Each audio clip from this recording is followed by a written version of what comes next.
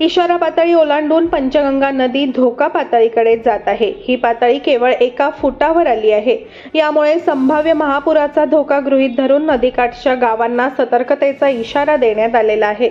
मुसळधार पावसाचा जोर कायम असल्यामुळे अनेक रस्त्यांवर पाणी आले आहे। जिल्ह्यातील 79 बंधारे पाण्याखाली गेले असून 35 रस्ते बंद झाले आहेत। कोल्हापूर ते रत्नागिरी हा महामार्ग केरली जवळ बंद झाला आहे। अनेक गावांतून स्थलांतर सुरू झाले आहे। 6 दिवसानंतरही जिल्ह्यात पावसाचा जोर कायम आहे। धरण क्षेत्रात अतिवृष्टी होत आहे। राधानगरी धरण सायंकाळी 91% भरले। 2च दिवसात कोणत्याही क्षणी हे धरण भरण्याची चिन्हे आहेत। पंचगंगा नदीने इशारा पातळी सोमवारीच ओलांडली। मंगळवारी रात्रीपर्यंत पाणी पातळी 42 फुटांवर पोहोचली।